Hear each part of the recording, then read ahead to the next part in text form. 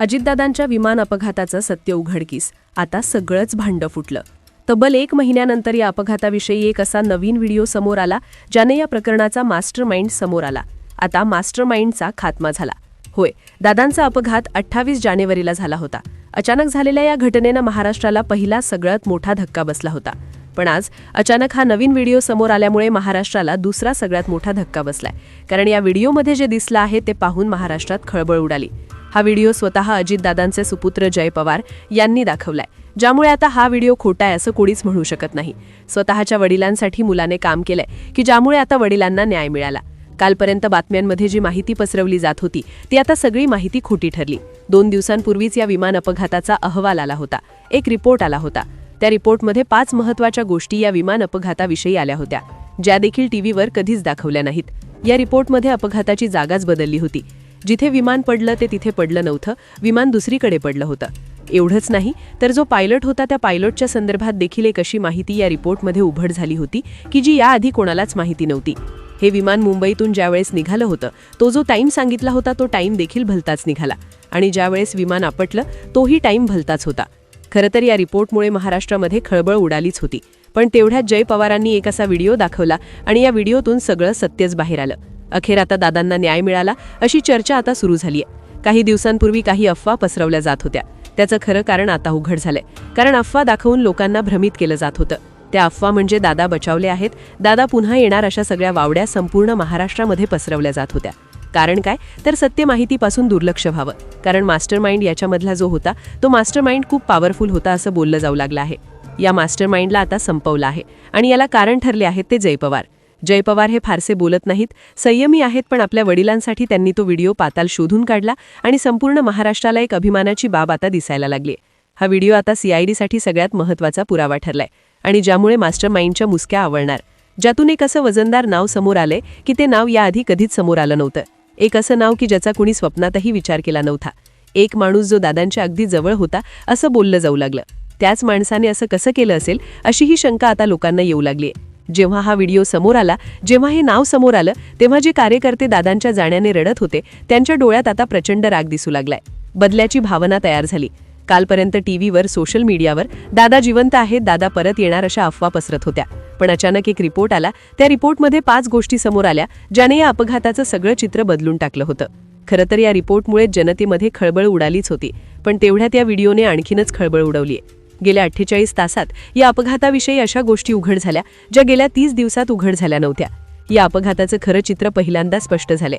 मग काय उघड झालंय त्या अपघाताविषयी? कोण आहे तो मास्टरमाइंड?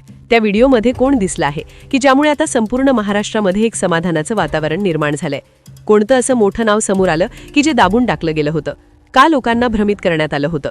या रिपोर्टमध्ये कोणत्या 5 गोष्टी उघड झाल्या? खरंच हे विमान कुठे आपटलं होतं? विमान नेमकं बारामतीत आपटलं नाही तर कुठे आपटलं? विमानाचा टाइम कसा काय बदलला? जनतेपासून या गोष्टी का लपवल्या गेल्या? आणि आज त्या व्हिडिओमध्ये कोणाचं नाव समोर आलं? सगळी सविस्तर माहिती आजच्या व्हिडिओमध्ये आपण घेणार आहोत। 28 जानेवारी संपूर्ण महाराष्ट्र हा दिवस कधीच विसरू शकत नाही, ज्या दिवशी महाराष्ट्राचे लाडके लोकनेते अजितदादा पवार यांचा एका भीषण विमान अपघातात अंत झाला। आता हा अपघात झाल्याच शंका निर्माण झाल्या होत्या। काही लोक म्हणायचे हा अपघात आहे, तर काही लोक म्हणायचे हा घातपात आहे। पण तब्बल 1 महिन्यानंतर या अपघाताचं कारण तिसरंच निघालं आहे, जे ऐकून संपूर्ण महाराष्ट्राला दुसरा सगळ्यात मोठा धक्का बसलाय। पहा, अपघाताला 1 महिना झाला आहे तरी महाराष्ट्राच्या मनातलं वादळ अजून संपलेलं नाहीये। कारण गेल्या 48 तासांत या अपघाताविषयी अशा काही गोष्टी समोर आल्या ज्याने या प्रकरणाचा खरा चेहरा समोर आणलाय। सगळ्यात आधी एक सरकारी रिपोर्ट आला ज्याने या विमान अपघाताविषयी 5 अशा भयानक गोष्टी सांगितल्या की ज्याने या अपघाताचा बेसच बदलून टाकला। कारण या अपघाती विमानाची जी निघण्याची वेळ होती ती वेळ बदलली, विमान ज्यावेळेस आपटलं ती वेळ बदलली। सगळ्यात महत्त्वाची गोष्ट म्हणजे विमान तिथे आदळलं नाही। हा धक्कादायक जो आहे तो त्याच्यामध्ये घटनाक्रम सांगितला। सगळ्यात महत्त्वाची गोष्ट म्हणजे पायलटचा एक असा पुरावा त्यांनी दिला या रिपोर्टमध्ये की ज्याने महाराष्ट्रात खळबळ उडालीच होती। पण तेवढ्यात जय पवारांनी एक व्हिडिओ समोर आणला। या व्हिडिओने या प्रकरणाचं सत्य समोर आणलं आहे। टप्प्याटप्प्याने आपण माहिती उलगडतोय। लक्षात घ्या, गेल्या महिनाभरात जे तुम्ही ऐकलं होतं ते सगळं खोटं ठरलं आहे। टीव्हीवर पाहिलेल्या बातम्या 100% खोट्या ठरल्यात. कारण आज जे समोर आलंय ते सगळं भयानक आहे. सगळ्यात आधी आपण त्या सरकारी रिपोर्टबद्दल जाणून घेऊया.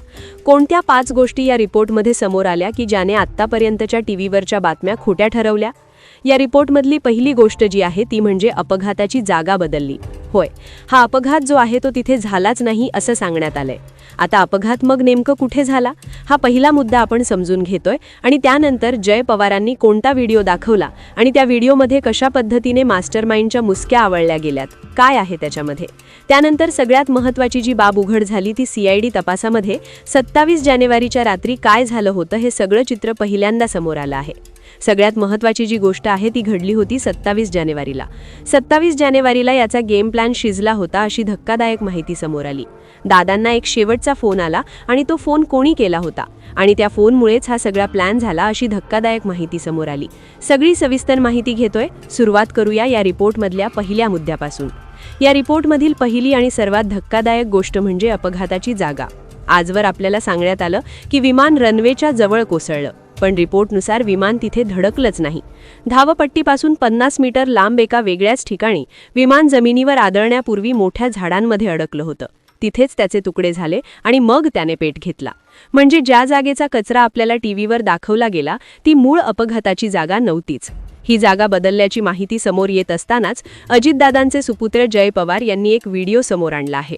हा व्हिडिओ पाहून संपूर्ण महाराष्ट्र हादरलाय.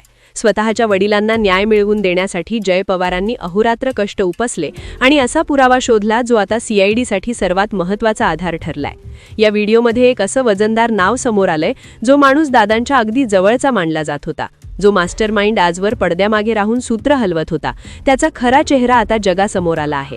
पण हा कट नेमका शिजला कुठे? CIDच्या तपासात समोर आला आहे की या सगळ्याची सुरुवात 28 जानेवारीला नाही तर 27 जानेवारीच्या त्या काळ्या रात्री झाली होती.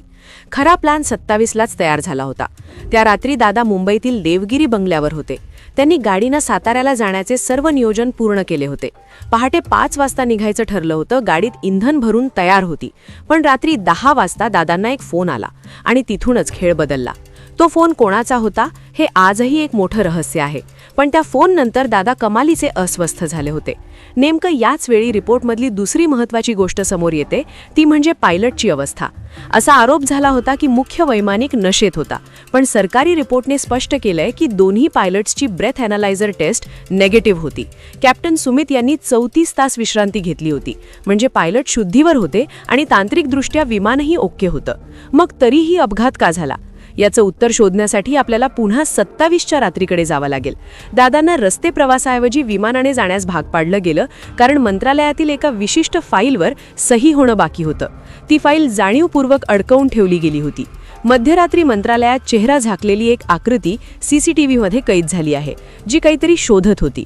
पहाटे 4 वाजेपर्यंत दादांना त्या फाईलसाठी थांबवण्यात आलं जेणेकरून त्यांचा रस्ते प्रवासाचा मुहूर्त चुकावा आणि त्यांना नाईलाजाने विमान निवडावं लागावं. जेव्हा दादा फाईलवर सही करत होते तेव्हा तिकडे विमानतळावर काय घडत होतं? जय पवारांनी जो पुरावा दिला आहे त्यात VSR कंपनीचा मालक स्वतः विमानाच्या कॉकपिटमध्ये संशयास्पदरित्या झोपलेला किंवा काहीतरी हालचाली करताना आढळला आहे. रिपोर्टमध्ये तिसरी महत्त्वाची गोष्ट ही आहे की विमान निघण्याची आणि क्रॅश होण्याची वेळ आजवर सांगितल्या गेलेल्या वेळेपेक्षा वेगळीच होती. 8:31 पायलटने जेव्हा व्हिजिबिलिटी विचारली तेव्हा ती फक्त 3 किलोमीटर होती. नियम 5 किलोमीटरचा असतानाही विमान उतरवण्याचा अट्टहास का केला गेला? कोणाचा दबाव होता? तपासात रमेश नावाच्या एका तंत्रज्ञाचं नाव समोर आलं आहे ज्याने त्या रात्री विमानाभोवती संशयास्पद हालचाली केल्या होत्या. विमानाचे ट्रान्सपॉन्डर आणि इंधन यंत्रणेत जाणीवपूर्वक बिघाड केल्याचा संशय आता बळावला आहे. ब्लॅक बॉक्समधील शेवटचे शब्द ओ शिट हे केवळ तांत्रिक बिघाडामुळे नव्हते तर शेवटच्या क्षणी विमानाने दिलेला दगा हा एका मोठ्या षडयंत्राचा भाग होता.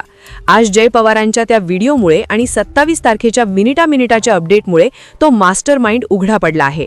जो माणूस दादांच्या सावलीसारखा सोबत असायचा त्यानेच सत्तेच्या हव्यासापोटी हा घातपात घडवून आणल्याची चर्चा आता सर्वत्र सुरू आहे. दादांना न्याय मिळण्याची प्रक्रिया आता खऱ्या अर्थाने सुरू झाली आहे आणि या व्हिडिओ पुराव्यामुळे आता कोणीही याला अपघात म्हणण्याची हिंमत करणार नाही. गेल्या महिनाभरापासून महाराष्ट्र एकाच धक्क्यात होता, पण आता जे समोर आले ते काळजाचा थरका उडवणारं आहे. आपण टीव्हीवर जे पाहिलं, जे ऐकलं ते कदाचित पूर्ण सत्य नव्हतं. आज जेव्हा जय पवारांनी तो व्हिडिओ पुराव्यादाखल समोर आणला तेव्हा वाटलं की सत्याच्या या खेळात माणुसकीची इतकी स्वस्त झाली आहे. दादांसारखा हिंमतवान माणूस अशा षडयंत्राचा बळी कसा ठरला हे ऐकून तुमच्याही अंगावर काटा येईल. मित्रांनो, मला तुम्हाला एकच प्रश्न विचारायचा आहे. तुम्हाला खरंच वाटतं की इतका अनुभवी पायलट आणि इतका हायटेक विमान अचानक झाडाझुडपात कसं अडकू शकेल? रिपोर्टमध्ये म्हटलंय की अपघाताची जागाच बदलली होती. मग टीव्हीवर जो ढिगारा दाखवला तो नेमका कोणता होता? जनतेची दिशाभूल का केली जात होती?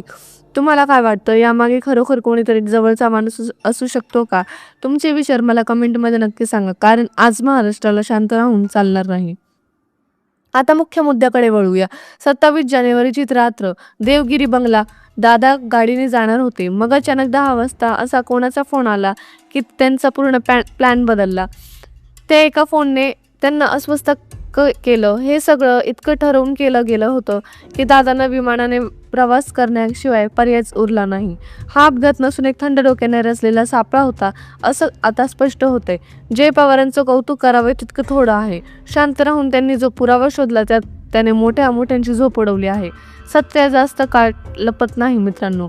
आज ना उद्या हे सगळं भांडं फुटणारच होतं. हा व्हिडिओ जास्तीत जास्त शेअर करा, जेणेकरून महाराष्ट्राच्या प्रत्येक माणसाला समजेल की पडद्यामागे काय खेळ सुरू होता. आणि हो, तुम्हाला त्या मास्टर माइंडबद्दल काय शंका आहे? कोणाचं नाव तुमच्या डोक्यात येते? कमेंटमध्ये तुमचं मत मांडा. सत्यमेव जयते.